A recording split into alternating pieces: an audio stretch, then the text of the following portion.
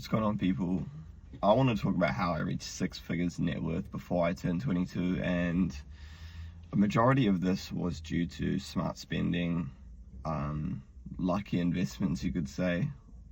I would say it's calculated investments, but a lot of people would just say it's pure luck, that you're buying a stock that increases in value, which is fair.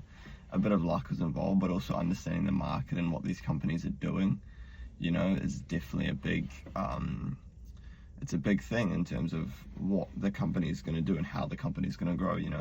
I bought Nvidia in 2021, I believe, 2021, 2022, start of 2022, and I knew what they were doing. I was researching the company and seeing what they were producing and what their plans were for the future, and I thought that's perfect for the way the world's growing, and for that reason I invested in them, and I made a lot of money from them.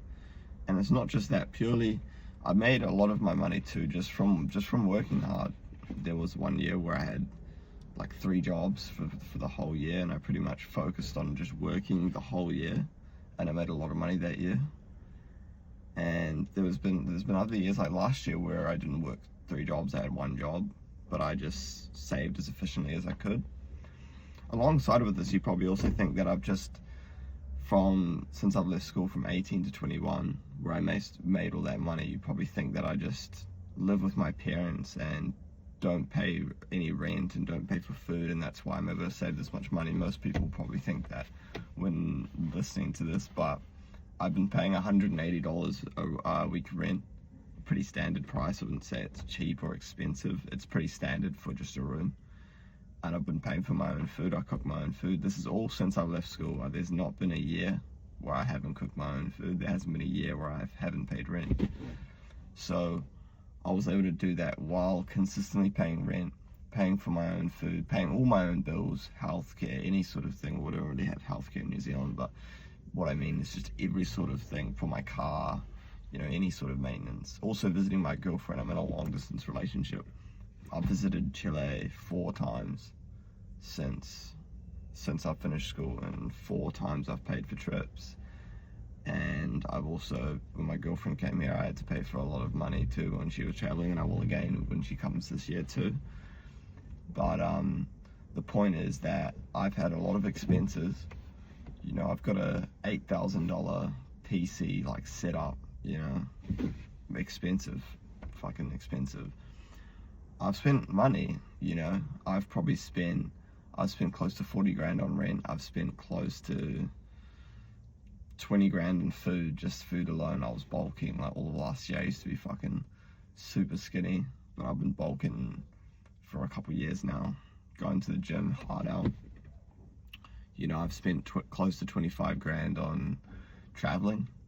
So realistically, I could have 150 grand net worth probably right now if I was more efficient, but there's a point where you fucking draw the line. You say, I want to have a life, I want to do things with my life, and you need to have fun in your life and do things that you enjoy, otherwise what is the point?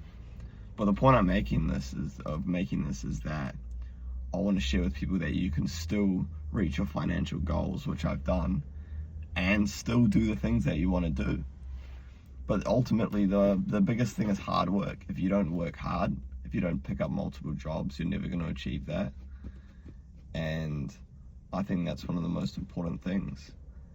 But in terms of investing is also extremely important. I've probably made close to 20 or 25, I'd say 25 grand just from stocks, which is a massive push, right? That's a quarter of my net worth, that I would say. And when I say net worth, obviously I mean everything I own minus my debt. That's my net worth. But pretty much all of that is in cash and investments, pretty much everything. I don't really have a lot of assets. Well, I have my PC rig, that's probably the most expensive thing. It's more expensive than my car, to be honest. And the point is that you have to live frugally and not spend the money on things that are just a total waste of time. I've got a lot of friends that spend a lot of money on cars. I've got this mate who's dead broke, and he recently spent $14,000 on a green Prius after he got out a loan for $22,000 to buy a convertible Volvo because he thought that's what will get him female attention, and he's definitely seen the results because of that. And it's just not worth it, you know. You end up stressing for years financially about how you're gonna make a living, and you just ultimately you're setting yourself up for failure in the future. I think ultimately not even just the money is the most important thing. I think it's the habits, to be honest, that you develop over the years of saving and investing.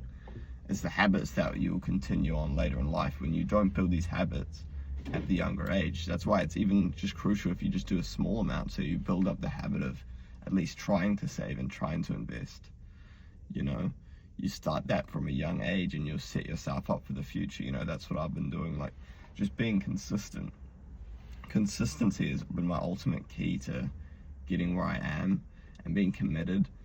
And sometimes you have to develop this thing in your head, like this hypothetical future scenario of your own family. Like I'm consistently thinking like, what I want to do this for my family. I'm building this wealth for my family, for a hypothetical family that doesn't exist. I don't have children, you know, but I want to, and I want them to have a good life. I want them to have a better life than I had. You know, I want them to have all the opportunities to do what they want to do in life, you know, because that's what I wish I could have had when I was a kid, you know, chase dreams of being like an athlete, you know, being at a high level in any sort of sport, athletics, any sort of thing. And I don't want them to be limited, you know. I want them to do what they want to the ultimate highest level that they can. You know, that's my ultimate goal, and that's why I want to build wealth from a young age. And that's why I think sometimes you have to sacrifice some of your time, you know. I still have time to socialize, I still have time to hang out with people. You could almost just break it up into where you have these blocks of time where you work super hard, and then you have other times where you just rest, you know. You can set up, okay, for the next 6 months I'm gonna work, just deep work. I'm gonna pick up a second job as a fucking Uber driver and just work that whole time, spend nothing. And then the next 6 months just work your main job, and then sort of just do sort of things that you want to do. Don't go in stupid with your spending, you know. Don't go and gamble it all on red, which actually, no, I would recommend that. Go gamble it all on red, double your income. But the point of this is that I'm working an average job, even below average job, an electrical apprentice. Like, fuck, we're known for earning fuck all until we get qualified. That's when we start to earn the big dollars, you know. And if I'm able to do this now as an electrical apprentice, then I'm setting myself up for the future when I'm earning double, triple what I am currently. Imagine how much I'll be able to save with the habits of not just spending what I have and focusing on investing. Investing is the number one thing. Just get out there, put your money in any sort of investment, and it'll be worth it, rather than spending 20 grand on a fucking new truck or, you know, something like that. So set yourself up for the future, and don't just go around fucking spending all your money on stupid shit.